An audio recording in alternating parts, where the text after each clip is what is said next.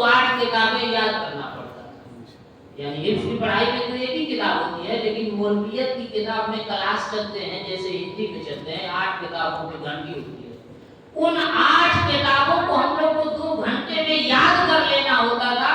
2 घंटे के बाद फिर लम बुझा दिया जाता था, यानी फिर उससे ज्यादा चलाएंगे तो 1 हफ्ता मुकम्मल चल नहीं पाएगा। इसलिए जिसे याद हुआ नहीं हुआ तो बुझा दिया जाएगा। अपना कल समझिए, आप जब क्लास में हाजिर होंगे तो क्या हाल होगी आप समझिएगा।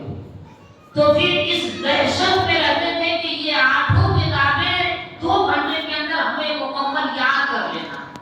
और हम लोग याद करके फिर दरसगाह में पहुंचते थे, हम लोगों की हालत ऐसी होती थी कि नाश्ता तो मिलता नहीं था। खाने के लिए सिर्फ 2 कटोरी दाल मिलता था छोटे छोटे से, और एक नापने की चीज थी जो चावल से मिलता। रोटी का हम लोगों ने कभी रोटी का नजारा देखा ही नहीं। उस मदरसे में रोटी होती कैसी, यूपी ही में पढ़ा, ऐसा नहीं कि बिहार में पढ़ा कि सिर्फ चावल ही खाते थे। यूपी ही में पढ़ा, लेकिन सिर्फ चावल ही मिलता था। रोटी मदरसे में कभी देखा ही नहीं, मिलता ही नहीं था। सिर्फ चावल, और वो भी चावल इतना काला देता था कि जिसको देखने के बाद मालूम पड़ता था हलवा, और दाल के साथ मिलाकर उसको खा लेते थे। तो आज हम तरसते हैं कि सादा खाना मिले, है कि नहीं? लेकिन उस दिन रंगीन खाने को तरसते थे। उसी का जज़ा और अज्र है कि आज सादा खाने को तरसते। तो जो चीजें कष्ट और मेहनत से हासिल होती है, वो बड़ी रंग लाने वाली चीजें, बड़ी अनमोल, बड़ी कीमती चीज हुआ करती है। गौसे आजम की जिंदगी को पढ़िएगा, बचपने के जमाने में पढ़े। उस मदरसा का नाम है मदरसा निजामिया। उस मदरसे के अंदर पढ़ते थे कहत साली, यानी कहत पड़ गया बगदाद के अंदर, खाने का कोई इंतजाम नहीं हो पाता था। मुअर्रिख लिखता है कि एक जमाना ऐसा आया कि दरख्तों के पत्तों को खा कर आप जीवन बसर करते थे। दरख्तों के पत्तों को खा करके आपने तालीम हासिल किया। खाने की चीजें नहीं मिलती थी। जब भूख से बेचैन हो जाते थे तो दरियाए दिजला के किनारे जाते थे, और दरख्त के पत्ते जब खाने की जैसी मिल जाती थी तो उसी से अपनी भूख को मिटा लिया करते थे, और फिर इल्म दीन हासिल किया करते थे। और इल्म दीन जब इतनी कष्ट से, इतनी मेहनत से आपने हासिल किया, तो उस इल्म ने आपको इतना फायदा पहुंचाया कि ज़र्रात आफ़ताब बना दिया। सुभान अल्लाह। उस इल्म ने इतना फायदा पहुंचाया कि आपकी तकरीर को सुनने के लिए, आपकी वाज़ो नसीहत की बातों को सुनने के लिए सिर्फ इंसान ही नहीं बल्कि रिजालुल गैब भी हाजिर हुआ,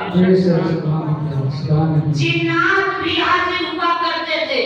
और मुअल्लिफ लिखता है कि कभी कभी बड़ी ज्यादा भीड़ हो जाती थी। उस जमाने में ये माइक तो था नहीं, उस जमाने में ये कुर्सियां नहीं थी, खड़े होकर ऐसे ही कोई नसीहत की बातें किया करता था, ऐसे ही तकरीर किया करते थे, ऐसे ही मुस्तफा जाने आलम की बातें बताया करते थे। लेकिन इस इल्म ने आपकी आवाज के अंदर वो कुव्वत पैदा किया कि मुअल्लिफ लिखता है कि 40-40 हजार लोगों की भीड़ लग जाती थी आपकी तकरीर सुनने के लिए।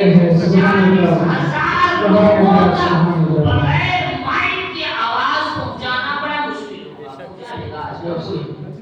लेकिन ये आपकी करामत थी कि आपकी जबान से आवाज निकलती थी, और अल्लाह रब्बुल इज्जत हर इंसान के कानों तक आपकी बातों को पहुंचा देगा। और उसे ऐसा महसूस होता था कि हमारे सामने ही से ये तकरीर कर रहे हैं, वाज़ो नसीहत की बातें कर रहे हैं। और जब आप वाज़ो नसीहत की बातें किया करते थे तो लोग आपकी बातों को सुनकर आपकी गर्मिदा हो जाया करते थे। उनके ज़हन के अंदर ये बात फौरन पैदा हो जाया करती थी कि जिसके खानदान के नस्लों के बाद के बच्चे के अंदर ये चीजें पैदा हो गई हैं, उसकी इल्म का ये आलम है, उसकी आवाज का ये आलम है। तो ये जिस नबी का कलमा पढ़ता है उसकी इल्म और उसकी आवाज का आलम क्या होगा? सुभान अल्लाह, सुभान अल्लाह। नारे तकबीर,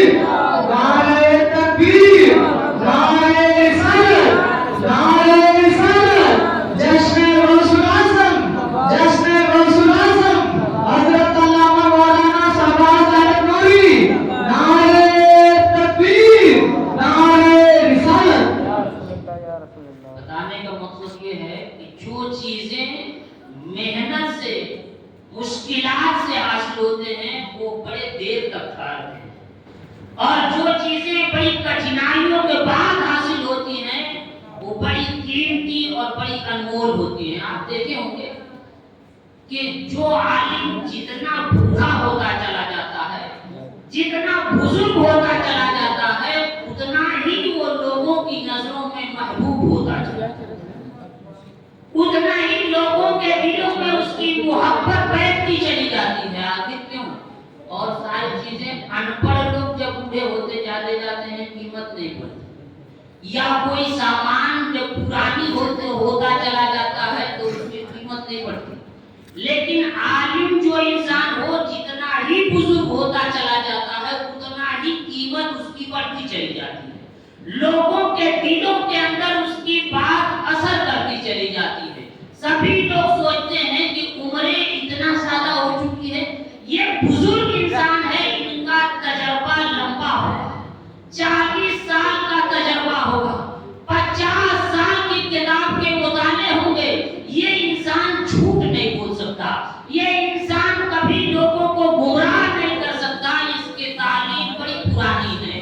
کہنے کا مقصد ہے یہ ہے کہ لوگ جتنی محنت سے جو چیزیں حاصل کرتے ہیں اتنا ہی وہ قیمتی ہوا کرتا ہے۔ تو غوث اعظم کا بچپنا بچوں کے لیے ہے، یعنی غوث اعظم نے جتنی کٹھنائی کے ساتھ، جتنی مشکلات کا سامنا جھیلنے کے بعد آپ نے علم دین حاصل کیا تو اس علم کی بدولت آپ ذرہ تھے، آفتاب بن گئے۔ تو آج کل کے جو لوگ بچپنے کی زندگی گزار رہے ہیں انہیں ضرورت اس چیز کی ہے کہ کم کھانا ملتا ہے، پہننے کے لیے پرانے کپڑے ملتے ہیں، خرچ کرنے کے لیے کم پیسے ملتے ہیں۔ تو غوث اعظم کے بچپنا کو اپنی نظروں کو سامنے رکھ کر کے اسی انداز میں اپنے علم کی شروعات کرے اور اسی انداز میں علم حاصل کرتا رہے، محنت پر محنت کرتا چلا جائے، تو پھر وہ دین دور نہیں ہے کہ اسی علم کی بدولت وہ آنے والے زمانے میں چمکتا ہوا نظر آئے، چاہے وہ دنیاوی